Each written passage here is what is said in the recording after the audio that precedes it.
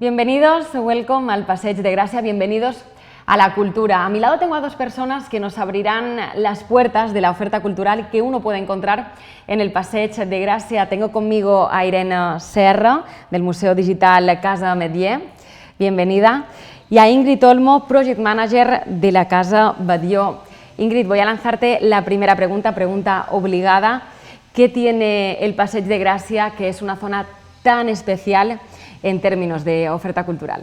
Pues en muy pocos metros cuadrados, aunque sea una avenida larga, tienes patrimonios mundiales, dos, en concreto la Pedrera, la Casa Batlló, tienes museos, Casa Medier, Lleó Morera, la Manzana de la Discordia, galerías, hoteles con una historia maravillosa como es el Majestic, tiendas con más de 100 años como Santa Eulalia, un storytelling que habla desde el suelo, ¿no? El adoquín, que también forma parte de la idiosincrasia de la ciudad condal, o el mobiliario urbano, ¿no? También modernista.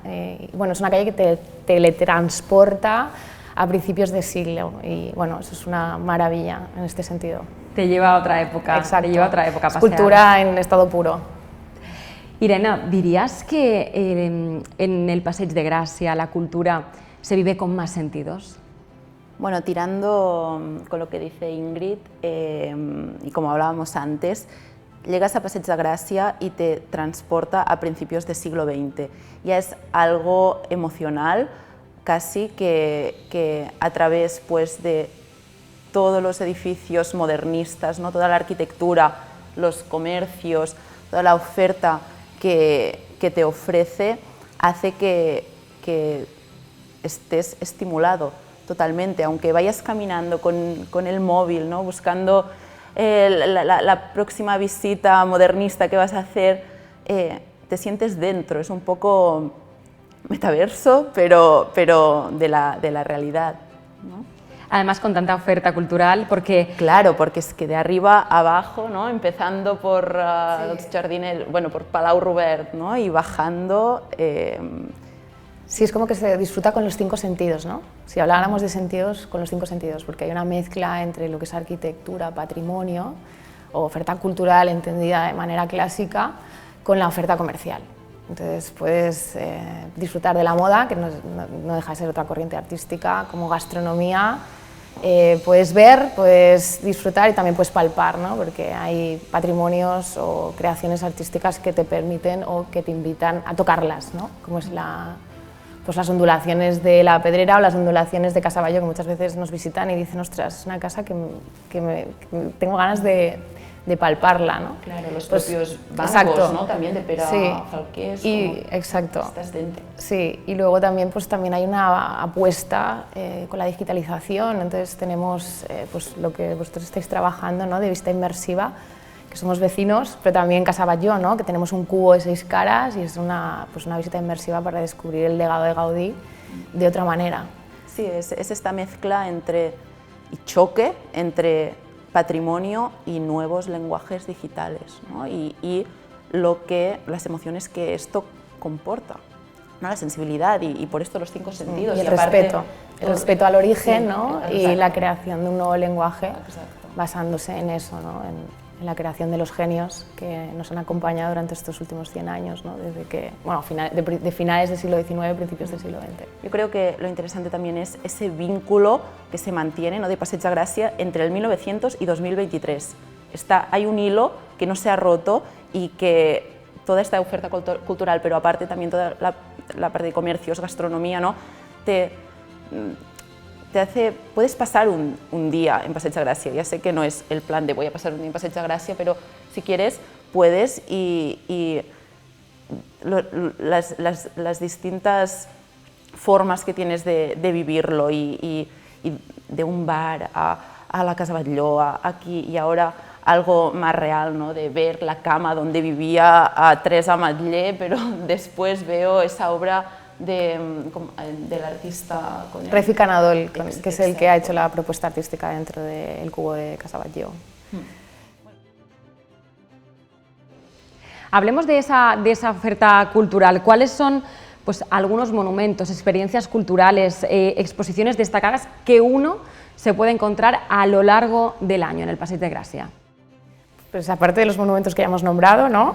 yo diría que hay grandes acontecimientos en la ciudad que acoge la calle, es la Feria del Libro. Hablaría de la iluminación, que es, bueno, pues, que es un hito, ¿no?, en la ciudad de Barcelona. Hay un día para que todo el mundo se ilumine y las iluminaciones de Paseo de Gracia son bellísimas y mucha gente pues, viene a visitarlas.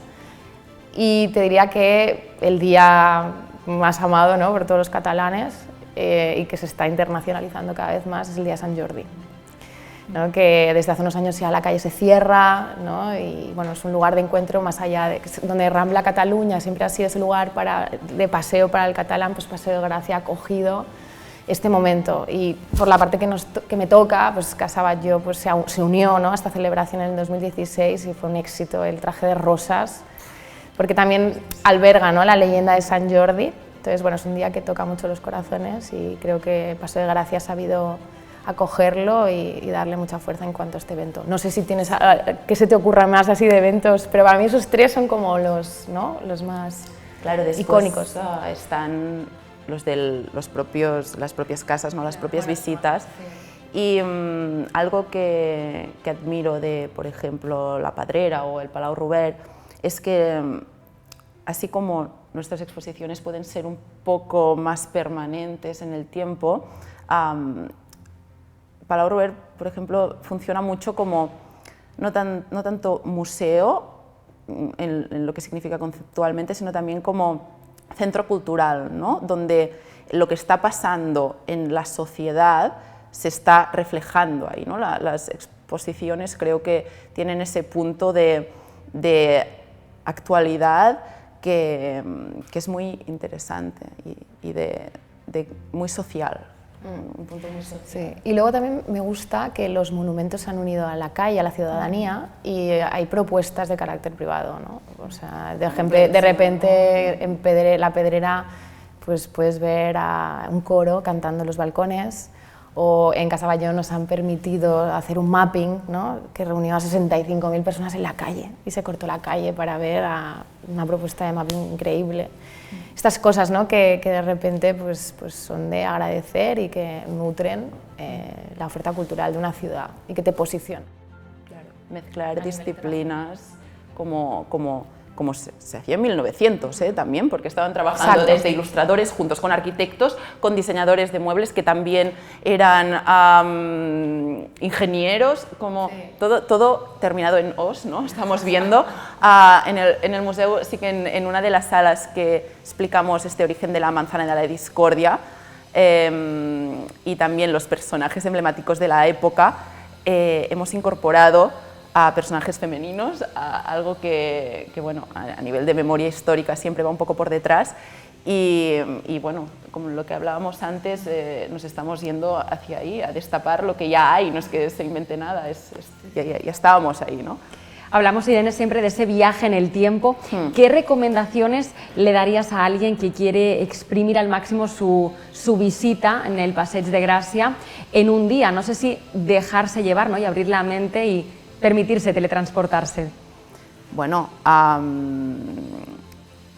la propia Asociació de Passeig de Gràcia tiene una manera de comunicar lo que está pasando y toda una oferta con un sentido, ¿no?, con un recorrido que creo que es un canal idóneo para conocer qué puedes hacer y también cómo lo puedes hacer, ¿no? Sí, realmente la asociación tiene un storytelling súper coherente y sensato, ¿no?, para hacer ese viaje, y diría a una persona, es plan, pasea, elige qué quieres ver, ¿no?, porque ahí ya cada uno, y disfruta. Claro, también puedes nutrirte pues, de turismo de Barcelona, ¿no?, y también los itinerarios propios que ofrecen las bibliotecas públicas. Tienen varios itinerarios que incluyen estos viajes modernistas, ¿no?, o la ruta del modernismo de paisatge urbà de l'Ajuntament.